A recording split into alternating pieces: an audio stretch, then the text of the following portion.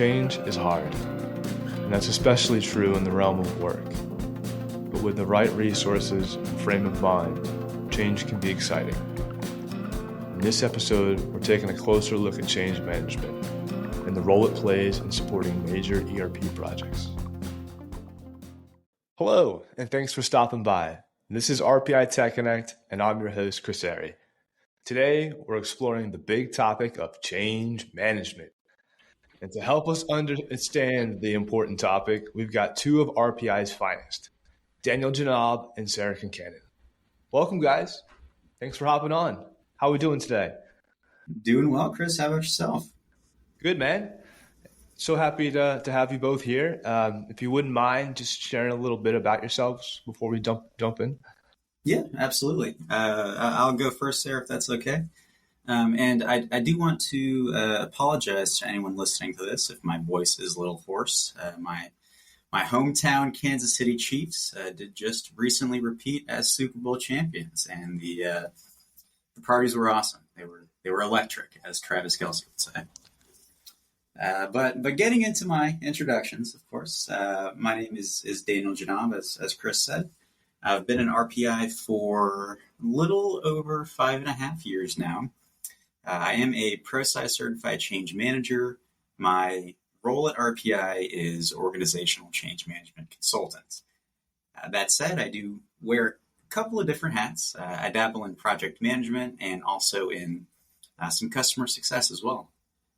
Based out of our Kansas City office, obviously a huge Chiefs fan. And a little fun fact about myself, I'm actually in 2 book clubs, one as a discussion leader and the other as a participator. And it's a lot of fun. Big fan of them. Thanks, Daniel.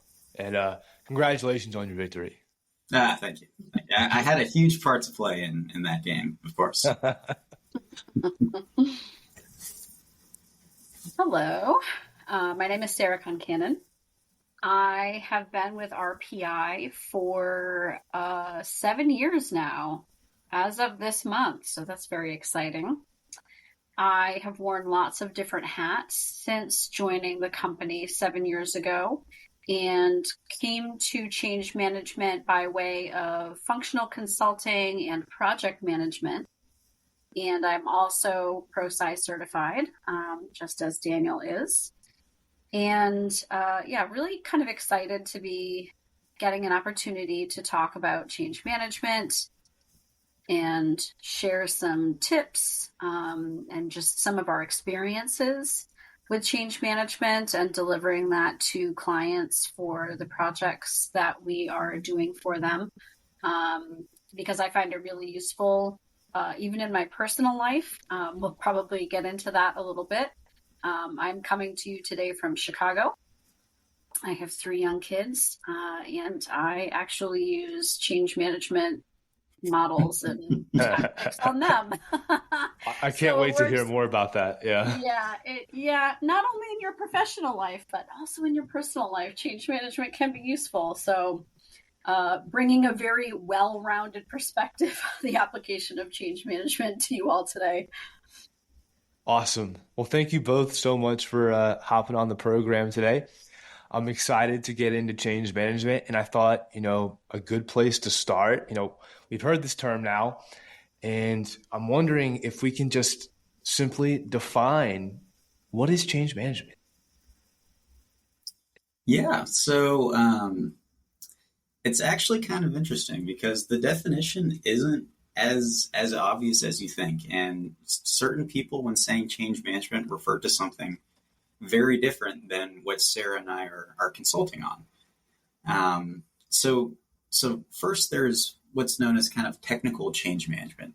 And that's a company's process for ensuring updates to your system, essentially, go through appropriate testing and approval channels, right? It's keeping the data integrity of your system high, preventing bad data or bad updates, moving into a production environment.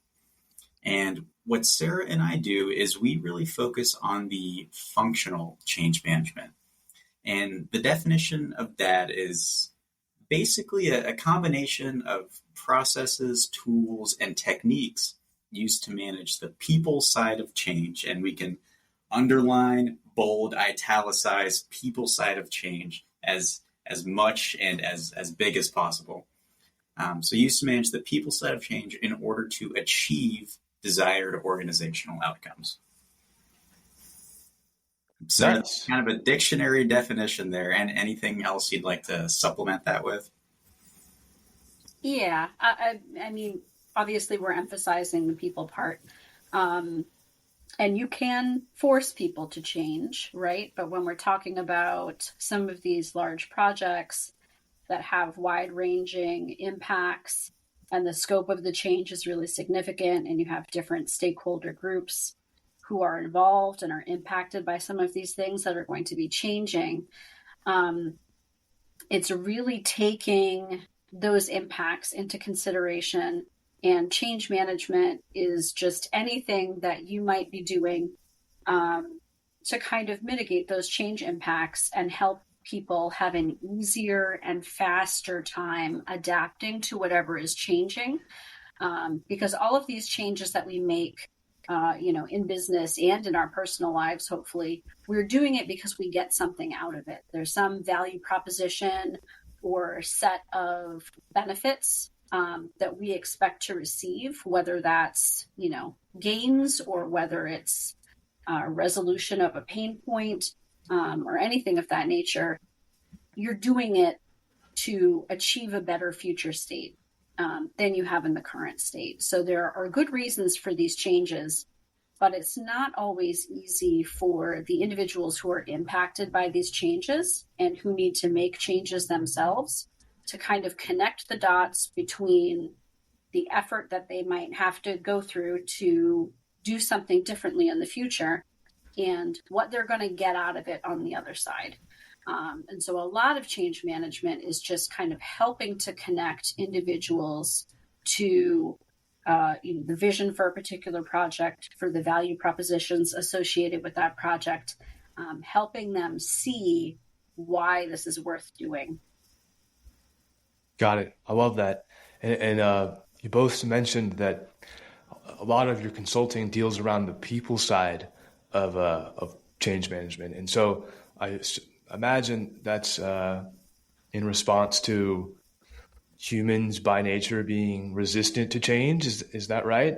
Absolutely. That's the knee-jerk reaction, right? And, I try to maintain a sense of humility, and I'm always sharing with our clients that I am not any less averse to change than anybody else just because I have a certification, from ProSci as a change practitioner.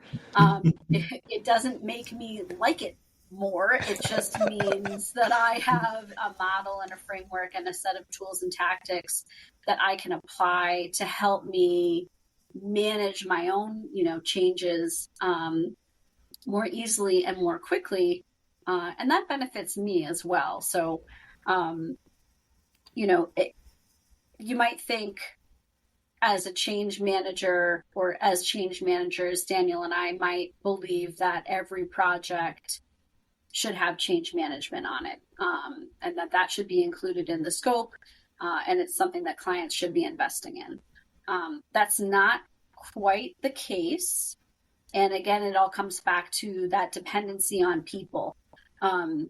Whether or not you really need to have change management involved in your project, it doesn't just have to do with kind of the nature and the scope of the change, but it has to really do with whether or not and how much it's impacting human behavior, whether or not anybody needs to change what they're doing as a result of what's happening. So we like to borrow this example from ProSci that they use, and they're kind of talking about if you were going to install, say, motion sensor lighting in your conference rooms, that is a change, but it is not a change that requires any adaptation from the human beings using that conference room. You walk in, the light goes on, you walk out, nobody moves for a little while, the light goes off.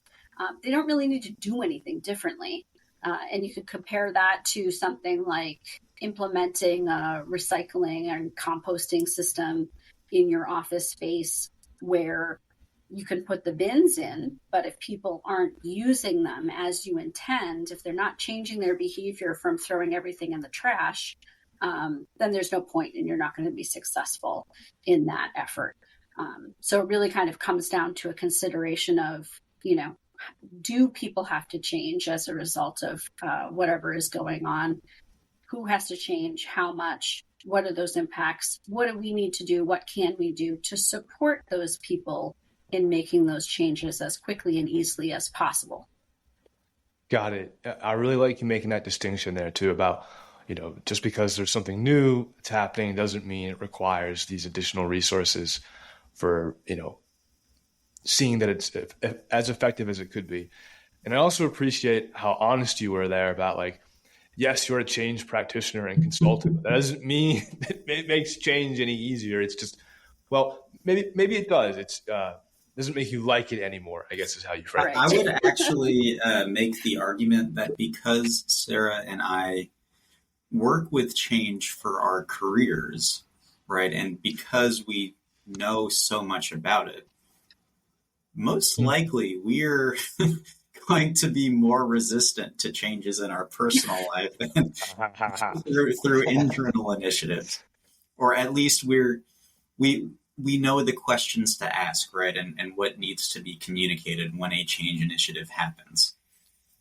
I think it's more a matter of we pick up on the things that aren't happening as far as feeling supported through change management efforts. When there's a change, I think we have a more acute awareness maybe of the things that could be happening to support those changes but aren't, and maybe a little bit of like a higher frustration. Speak for yourself. I am resistant. This is how this could be going. I am a loud resistor.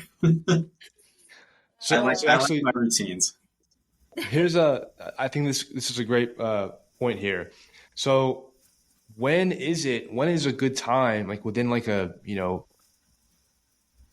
big project or ERP implementation, when is it applicable to have change management resources, and what does a project look like without them? Yeah, so I think Sarah touched on it really well previously, and what's so important is looking at that people-dependent ROI. So there's, of course, the great example of the trash cans or the automatic lights. But if we want to take an example of projects that we may do with direct roles, something like a server migration, for example, where nothing is changing from an end user perspective. There might be a new link, but you also might be able to spoof a link so that users are just clicking on the same thing.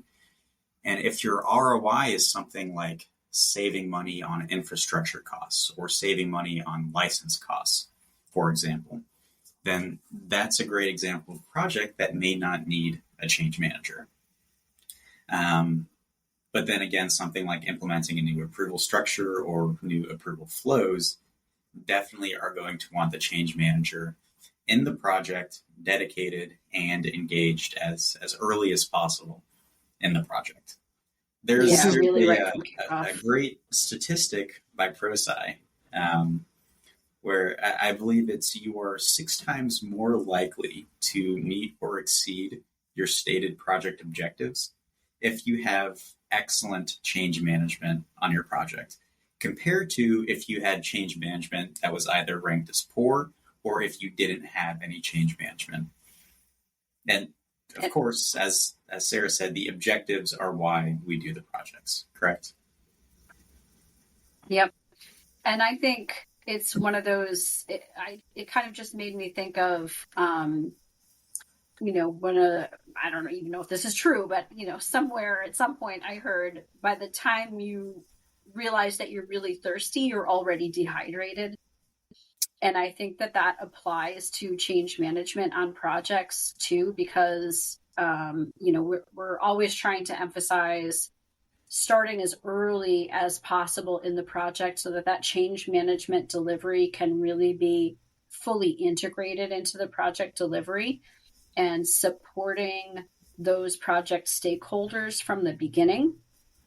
Because what we see for clients who might opt to either not engage change management support for their project, or who are kind of under investing in the change management component, is that by the time they're feeling the effects of the lack of change management support on the engagement, you have a real uphill battle ahead of you, because it's probably a feeling that you're having because you're encountering resistance.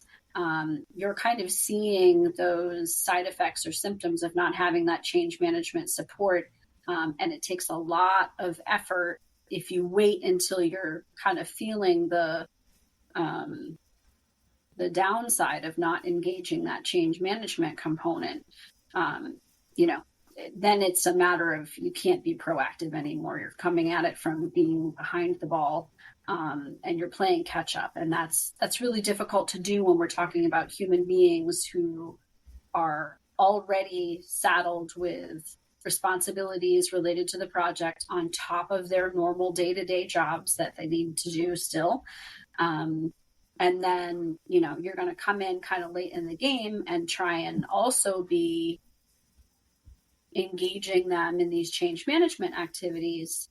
And it's never as effective as if you had just kind of gotten ahead of things and engaged in those change management activities and fully integrated it into your project delivery from the get-go. Yeah, and something that I have personally witnessed, actually, as a project manager, leading several projects where they're probably, it would have been nice to have change management on some of these projects. And like Sarah said, what I found out and what kind of made me want to switch my career path, basically from project manager to change manager, was I was behind the 8 ball a lot, particularly when it comes to outreach, right? Because you're so busy managing the project and the day-to-day, getting the technical side of things knocked out, getting the build of the system, getting any development work needed, getting all of that testing and all of that project-specific training scheduled. I wasn't really able to pull myself away from the trees to see the larger forest. And forest here I'm referring to as the organizational context of the project. So, yes, the team is working on an awesome solution, and this solution is going to be hugely beneficial to the organization, but we didn't have an organizational communication plan just because that wasn't necessarily part of the project. And we're approaching go live, and it's like, oh, we should talk to the marketing team on the client. Is there a communications team? Is there a marketing team? How can we get the word out about this? And that really made getting the news out to the end users hard. And what's funny is, okay, we talk to marketing, we use our client contacts, we get approval from marketing, and then we realize we don't have a clear project vision statement, right? So what's in it for me from a true end user perspective, as well as, hey, clear, bite-sized, single sentence, why the organization is doing this project. So get our heads together and do that. And then it's like, well, okay, that's a sentence. We need some more organizational value propositions, right? How are we going to tie the value of the project to what the end users are going to be actually using it for? And then you get to go live, and we don't really have that developed network of organizational leaders that could act as change agents that are calming down their employees, that are knowledge resources and experts, helping to kind of root out resistance at the base and help guide their employees to where they should go. And it's, it just makes that crucial part of the project that is already so sensitive and so stressful just that much harder. And it took longer to get to where we wanted to be because those kind of supporting secondary tasks were not really planned for in advance because we didn't have somebody dedicated to thinking and planning about that. I appreciate you sharing that, Daniel. And I think you kind of alluded to it there in your story, in your career path there, but I'm hoping maybe for clarity purposes, you could kind of define the difference between a project management and change management. It sounds like you've made it clear, but I want you to You got 2 sentences. Can you do it? Project management focuses on the technical delivery of the project. Timeline, scope, budget, design, development, build. Change management focuses on the people. Engagement, adoption, usage. Love it.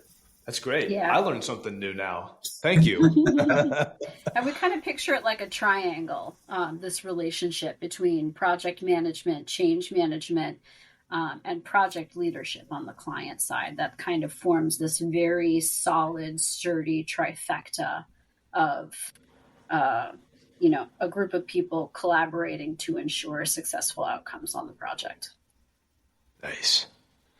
And are there any, I'm sure, in both of your time as change professionals, have you been a part of a project where, change management came in too late and like the project suffered because of it? And if so, like, how do you move forward like that? Is it just hard? You just grit and bear it, or what? It's just hard. It is. It's true. Yeah, I mean, it's always better late than never, right? But it is very difficult when you're coming in late to the game, because not only does that mean that you're not building upon, or you don't have anything kind of preceding that to build upon for change management, but it also means that you have not established those relationships of trust that lead people to want to buy in and engage in what you're doing. If folks are already kind of cynical and they feel like their perspective has not been considered, they're not always willing to trust you to come in. They don't know you. Maybe they're doubtful of, the effectiveness of what it is that you're trying to do with providing change management support. So it's kind of like your hurdles are doubled, because, not only are you trying to play catch up with change management activities, but you don't have those existing relationships and that sense of trust to leverage as you try to do these things kind of late in the game. So, I wish I had some like tricks up my sleeve or some magic that would help in those situations. I would never want to dissuade someone from engaging in change management or investing in change management simply because they didn't start at the very beginning. But it definitely is more difficult. I don't know if you have a different perspective on that, Daniel, that you want to share. I would agree completely with everything you said. It's all good. Good. That's great. Yeah, you guys are on the same page. It's one of those things where a lot of times our effectiveness as change managers is directly tied to the quality of our client relationships. And it's so hard to build those relationships and build that trust if we're coming in late. And odds are, if we're coming in late, the client has seen an issue and we're being brought in to try and correct something. So it's not even starting from a ground zero. It's starting from behind, right? And it's trying to work to catch our way up. Yeah. I love that you both mentioned it's something I think that is just fundamental in working relationships, period. But it's this element of trust, right? Without it, it's just an uphill battle, and you're facing resistance everywhere you look. But we are getting close to the end of today's segment. Before we wrap up, though, I'd like to ask you both the same question. I'll be curious to see how you answer it. Maybe it'll be the same, maybe it'll be different. But if you could offer today's audience one piece of advice about change management, what would it be? Sarah, we can start with you. So one piece of advice, well, aside from checking out our webinars and things like that are available online for free, related to change management. Exactly. Can you put the link in those scripts? Yeah, and I feel that way because I participated in them. But I would say for anybody kind of looking to maybe dip their toe into change management, I would send them to ProSci. ProSci has a lot of materials and content that is available with, no commitment of any kind. Things that they kind of put out there for the good of the change management community. And I would familiarize yourself with the ADKAR framework, which is something that ProSci has developed, and it's really just 5 sequential steps for successful change. And this is kind of where me applying this in my personal life, even with my children, kind of comes in, because it is a very accessible framework that breaks these steps down into digestible bits, and it's kind of just walks you through how change management starts out with understanding or being aware of the need to make a change in the first place. And then you move on to desire to actually engage in making that change. The K in ADKAR is knowledge. So do you know how to change and how to adapt to whatever is going on? A is ability, that's second A. So not only do you know how to make the change, but are you able to do that? Can you demonstrate a proficiency or an ability to do that? Because, I know how to eat healthfully. That's a great Am I point. always able to do it? Not so much.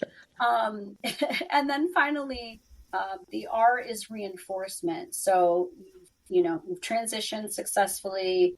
You're enjoying these benefits from making the change. How do you avoid backsliding? How do you reinforce that change so that you're sustaining it, and you're not only able to sustain your benefits there, but you're hopefully able to build on that and grow them further going into the future.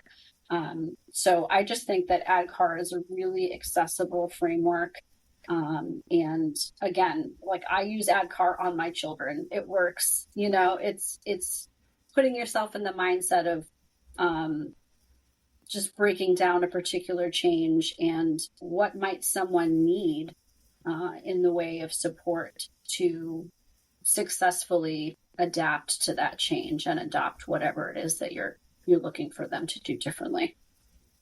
Awesome. That's great. Daniel? So it's going to be really funny for my little notes, right? So my notes for my one takeaway tip, the sentence is literally ADKAR blueprints are great. It's absolutely hilarious. Sarah gave a perfect description of ADKAR blueprints, so I'm going to pivot. Just here to tee you up. That is my true tip or takeaway, though. Is follow an ADKAR blueprint, get activities associated with each of the particular change elements, have some timelines there alongside the activities, and the odds are putting that plan in place will help you succeed in your change. That said, if we're taking ADKAR blueprints away, what I would probably recommend would be putting together some sort of organizational communication plan, and specifically thinking change management for ERP projects, right? So we have our project communication plan, which delineates how we communicate within the project team and about how we report issues, risks, those kinds of things. A change communication plan is really a plan that carries us through the project sequentially, phase by phase, and lists the messages that we want to be sent, the specific audience or impact groups that we want to reach out to, what communication vehicle we use, what particular channel. Are we going to be using a company's intranet site? For example, are we going to be using email? Do we have departmental web pages that we can direct people to?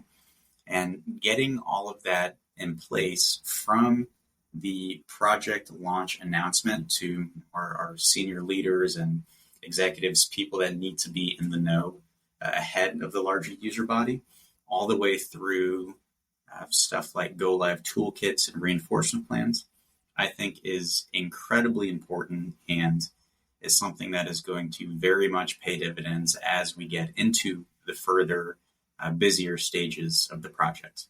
Having something like that just to follow and execute on is going to be very helpful. And I imagine this is something that that RPI can help with. Is that right, Absolutely. Daniel? Absolutely. Great. Well, this is great advice from both of you. Thank you so much for your time. It's been interesting to hear about the world of change management. I know that I learned a lot today. For those of you tuning in, if you have a question about today's episode or you're interested in learning more about change management, you can reach out to us at podcast@rpic.com. Again, that's podcast@rpic.com. Thank you so much for joining us, and we'll catch you next time. Thanks, guys.